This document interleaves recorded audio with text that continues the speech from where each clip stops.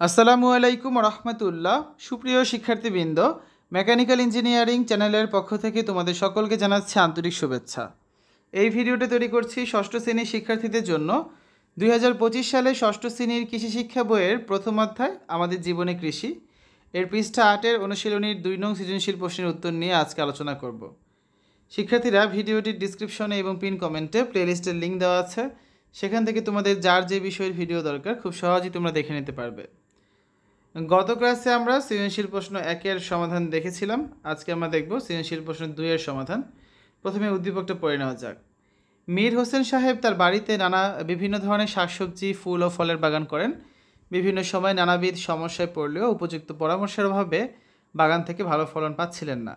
গত বছর তার জেলা শহরে অনুষ্ঠিত কৃষি মেলায় গিয়ে কৃষি বিষয়ক বহু তথ্য বাস্তবে দেখেন ও পড়ার জন্য নিয়ে আসেন। এতে তার বাগানের উদ্ভূত সমস্যাগুলো সমাধান করেন। পরবর্তীতে তিনি প্রতিবেশীদের সাথে তার অভিজ্ঞতা বিনিময় করেন। এই যে উদ্দীপকটি রয়েছে, এর আলোকে এখন আমরা এই 4টি প্রশ্নের উত্তর করব। এই প্রশ্নগুলো আছে তোমাদের বইয়ের 8 নম্বর পৃষ্ঠায়। 2 নং প্রশ্নের উত্তর ক নম্বর। কৃষি বিষয়ক একটি সমস্যার নাম লেখো। কৃষি বিষয়ক একটি সমস্যার নাম হচ্ছে ফসলের রোগবালাই। খ নম্বর। অভিজ্ঞ কৃষকের জন্যই কৃষি চলমান আছে, ব্যাখ্যা করো।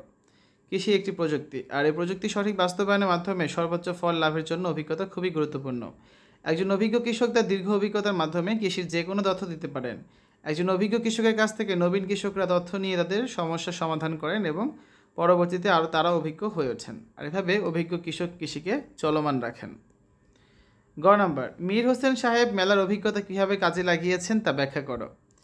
কৃষি বিষয়ক প্রয়োজনীয় তথ্য জানার একটি গুরুত্বপূর্ণ মাধ্যম কৃষি মেলা। এই মেলায় এক নজরে নানা ফসলের বাহারি সমাহার দেখা সম্ভব হয়। কৃষি বিষয়ক নানা সমস্যা ও তার সমাধান সংবলিত নানা লিফলেট, পুস্তিকা, বুলেটিন, পত্রিকা এ মেলায় প্রদর্শিত হয়। এগুলো বিনামূল্যে সবাইকে দেওয়া হয়। এছাড়াও কৃষি মেলা থেকে উন্নত জাতের চারা, বীজ, সার, কলাকৌশল, প্রযুক্তি ইত্যাদি সম্পর্কে ভালোভাবে জানা যায়। মীর হোসেন সাহেব তার জেলা শহরে আয়োজিত এরকম একটি কৃষি মেলায় গিয়ে কৃষি বিষয়ক বহু তথ্য বাস্তবে দেখেন। পড়ার জন্য লিফলেট, পুস্তিকা নিয়ে আসেন।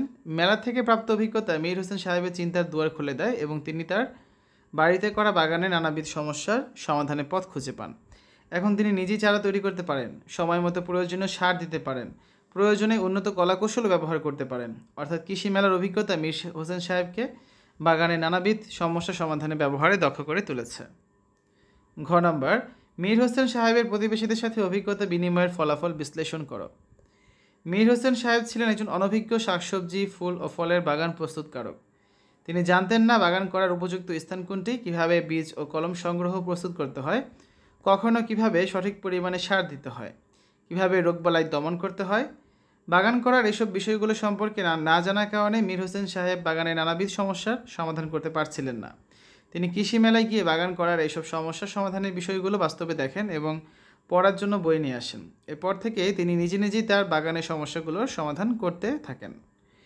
এভাবেই বাগান করার ব্যাপারে তিনি একজন অভিজ্ঞ কৃষক হয়ে ওঠেন। মীর হোসেন সাহেব তার এই অভিজ্ঞতা প্রতিবেশীদের সাথেও বিনিময় করেন। এতে করে তার প্রতিবেশীরাও বাগান করার ক্ষেত্রে বিদ্যমান নানা সমস্যার সমাধানের পথ জানতে পারেন।